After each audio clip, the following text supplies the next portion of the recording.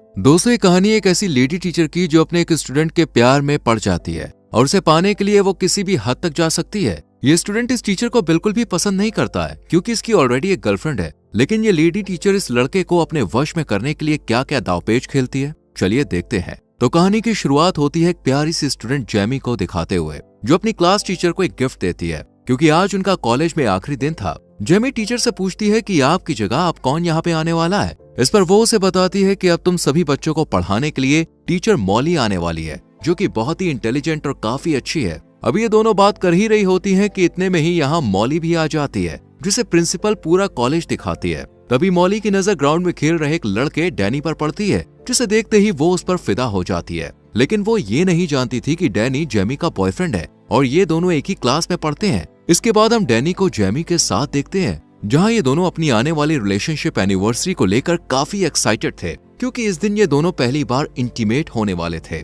इसके बाद हम जेमी के डैड को देखते हैं, जो बस पूरा दिन घर में रहकर पबजी खेलते रहते हैं, जबकि जेमी की मॉम डबल शिफ्ट करके घर का पूरा खर्चा उठाती है, जिस वजह से जेमी के पेरेंट्स के बीच हमेशा से ही झगड़ा रहता है। जेमी को भी ये सब बिल्कुल अच्छा नहीं लगता, लेकिन वो अपने डैड से कुछ भी कह नहीं सकती थी। अगले दिन क्लास में मॉली अपने बारे में सभी स्टूडेंट्स को बताते हुए लगातार डैनी को ही देखती रहती है। साथ ही वो उसे क्लास खत्म होने के बाद एक्स्ट्रा क्लास लेने के लिए भी कहती है क्योंकि उसे डैनी पढ़ाई में काफी कमजोर लग रहा था। इस पर डैनी भी मॉली की बात मान जाता है और उससे एक्स्ट्रा क्लास लेने के लिए राजी हो जाता है। इसी दौरान मॉली उसे अपने पास बैठाती है और उससे कहती है कि अगर तुम्हें अच्छे कॉलेज में एडमिशन लेना है तो तुम्हें कल से ही क्लास लेना शुरू कर देना चाहिए। दरअसल ये सब मॉली की एक चाल थी। वो ये सब डैनी के करीब आने के लिए कर रही थी, लेकिन डैनी उसे कल की क्लास के लिए मना कर देता है क्योंकि कल उसकी और जेमी की रिलेशनशिप एनिवर्सरी थी। ये सब सुनकर मॉली को बिल्कुल भी अच्छा नहीं लगता। फिर जब डैनी यहाँ से जाने लगता है तभी मॉली उससे उसका फोन नंबर ले लेती है। अब घर आने के बाद भी मॉली का पूरा ध्यान डैनी पर ही होता है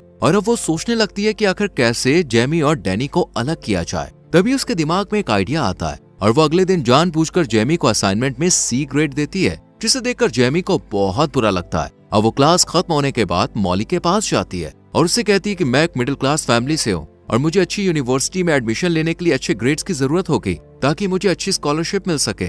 इस पर मॉली उसे कहती है कि अगर तुम्हें अच्छे ग्रेड्स चाहिए तो कल दोबारा इस असाइनमेंट को रेडी करके लेके आना, जिससे मैं तुम्हें अच्छे ग्रेड दे सकूं। ये सुनकर जेमी मॉली को अपनी एनिवर्सरी के बारे में बताती है, जो कि आज ही थी। तभी मॉली उससे पूछती है कि तुम्हारे लिए इन दोनों में से क्या जरूरी है, एनिवर्सरी मनाना या अच्छे ग्रेड हासिल करना। इस पर जेमी कोई जवाब नहीं देती और यहाँ से चली जाती है। इसके बाद वो डैनी से मिलती है और उसे सारी बात बताती है। साथ ही आज रात के लिए उससे माफी भी मांगती है क्योंकि उसे अच्छे ग्रेड लाने के लिए आज इस असाइनमेंट को पूरा करना था। लेकिन डैनी आज की रात उसके नजदीक आना चाहता था, इसलिए वो गुस्से में यहाँ से चला जाता है। थोड़ी देर बाद मॉली डैनी के पास आती है और उसे अपने साथ डिनर करने के लिए कहती है, जिसके लिए वो मान जाता है और दोनों एक रेस्टोरेंट में पहुंच जाते हैं, जहाँ मॉली डैनी से उसकी लव लाइफ के बारे में पूछती है। तब वो थोड़ा हिचकिचाते हुए उसे बताता है कि अभी तक जेमी और उसके बीच कुछ भी नहीं हुआ है क्योंकि जेमी अभी इन सब चीजों के लिए रेडी नहीं है। ये सुनकर मॉली समझ जाती है कि डैनी को आखिर क्या चाहिए, इसलिए वो उसके करीब आने की कोशिश करती है, लेकिन डैनी उस पर ज्यादा ध्यान नहीं देता है और अपने घर चला जाता है।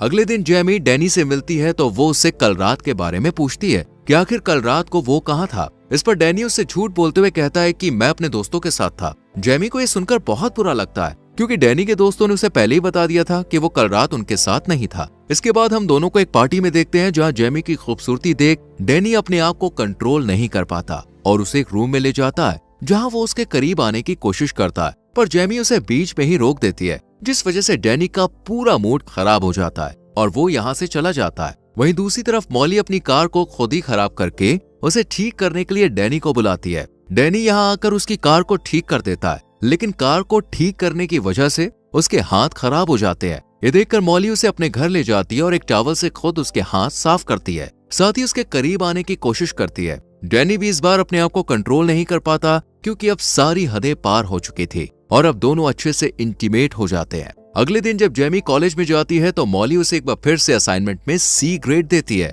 जिसे देखकर जेमी को समझ नहीं आता कि आखिर वो उसके साथ ऐसा क्यों कर रही है, जबकि उसने तो इस बार बहुत ही अच्छा असाइनमेंट रेडी किया था। इसी दौरान जेमी की नजर एक खाली क्लासरूम में पड़ती है, जहां मॉली और डैनी अकेले बैठे हुए थे। ये देखने के बाद जेमी को अब डैनी पर शक होने लगता है, इसलिए वो क्लास खत्म होने के बाद उसका पीछा करती है और देखती है कि डैनी मॉली के घर जा रहा है। और जैसे ही वो घर के अंदर चला जाता है, जेमी खिड़की की मदद से अंदर झांकने की कोशिश करती है जहाँ उसे मॉली और डैनी एक दूसरे को किस करते हुए दिखाई देते हैं। अब जेमी समझ चुकी थी कि डैनी उसे धोखा दे रहा है, इसलिए वो रोते हुए वहाँ से चली जाती है, लेकिन उसे जाते हुए डैनी देख लेता है और उसके पीछे जाने लगता है। हालांकि मॉली उसे रोकने की कोशिश करती है, लेकिन वो नहीं रुकता और जेमी के पास पहुंचकर उसे माफी मांगने लगता है। साथ ही अगली बार ऐसा कुछ न करने का वादा भी करता है। ये सुनकर जेमी भी उसे माफ कर देती है, जिसके बाद रात में डैनी के पास मॉली का मैसेज आता है, लेकिन वो उसका रिप्लाई नहीं करता और अगले दिन कॉलेज में भी उसे पूरी तरह से इग्नोर करता है। खुद को इग्नोर होता देख मॉली अब काफी परेशान हो जाती है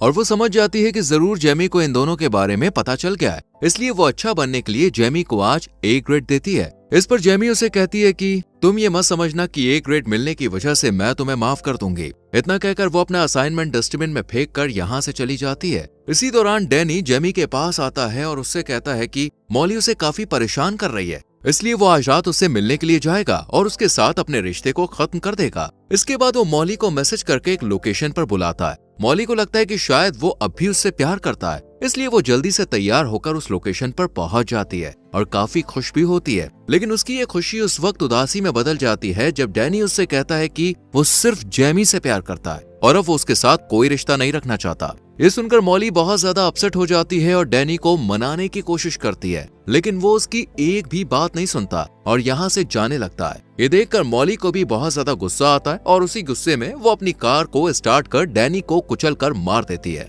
वहीं उसका खून एक कपड़े में भरकर जेमी के कार के बम्पर पर लगा देती है। साथ ही अपना फोन भी जेमी की कार में ही रख देती है ताकि सभी को लगे कि डैनी की मौत के पीछे जेमी का ही हाथ है और उसी ने उसे मारा है। इसके बाद वो मूवी देखने के लिए एक थिएटर में चली जाती है और मूवी के टिकट को अपने पास संभाल कर रख लेती है, जिससे वो पुलिस को ये दिखा सके कि जिस वक्त डैनी का एक्सीडेंट हुआ था उस वक्त वो थिएटर में मूवी एंजॉय कर रही थी। फिर हम मॉली को ऑनलाइन एक मैकेनिक को ढूंढते हुए देखते हैं, जिसे वो काफी सारे पैसे देकर अपनी कार को ठीक करने के लिए कहती है। साथ ही इस बारे में किसी को भी ना बताने के लिए कहती है। वहीं दूसरी तरफ पुलिस को जब डैनी की डेड बॉडी के बारे में खबर मिलती है तो पुलिस फौरन लोकेशन पर पहुंच जाती है और इस बात का पता लगाने की कोशिश करती है कि आखिर डैनी की इस हालत का जिम्मेदार कौन है। इधर जेमी को भी अब उसकी एक दोस्त डैनी की मौत के बारे में बता देती है, जिसे सुनते ही वो भागकर पुलिस स्टेशन पहुंच जाती है और पुलिस को बताती है कि उसे अपनी क्लास टीचर पर शक है, क्योंकि कुछ दिनों से मॉली और डैनी का अफेयर चल रहा था और कल रात वो मॉली से मिलकर सब कुछ खत्म करने वाला था। इसके बाद पुलिस देर न करते हुए मॉली के घर पूछताछ के लिए पहुंच जाती है, जहां वो उन्हें झूठ बोलते हुए कहती है कि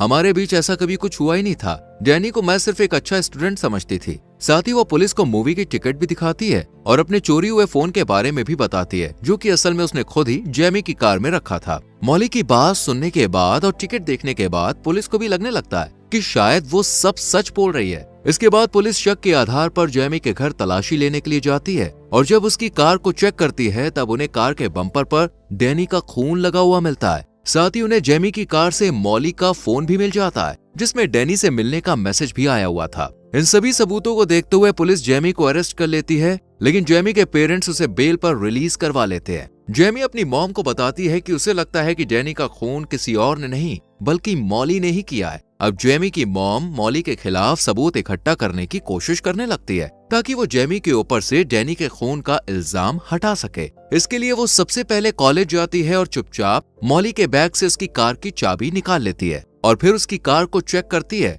और तभी उसे उस मैकेनिक के बारे में पता चलता है। वो मैकेनिक के पास जाकर उससे मॉली के बारे में पूछताछ करती है, लेकिन वो उन्हें झूठ बोलते हुए कहता है कि मेरे पास ना तो इस नाम की कोई लेडी आई और ना ही कोई कार आई। ये सुनकर जेमी की मॉम काफी परेशान हो जाती है और वो उदास होकर यहाँ से जाने लगती है कि तभी उनके पास मैकेनिक की एक एम्प्लॉय आती है और सारा सच बता देती है कि किस तरह मॉली ने काफी सारे पैसे देकर अपनी कार को ठीक कराया है। जेमी की मॉम जब उसे पुलिस के सामने यही सच बताने के लिए कहती है तो वो इसके लिए मना कर देती है, क्योंकि मैकेनिक उसे जॉब से निकाल देता और ये जॉब उसके लिए बहुत जरूरी थी। इसके बाद जेमी की मॉम घर आकर अपने हस्बैंड से इस बात को शेयर करती है और जेमी भी चुपचाप उनकी बातें सुन लेती है और वो अपनी मॉम से मॉली के घर जाने के लिए कहती है, पर वो उसे मना कर देती है क्योंकि उसके पैर में ट्रैकर लगा हुआ था जो कि पुलिस ने लगाया था, जिससे जेमी कहीं भाग ना सके।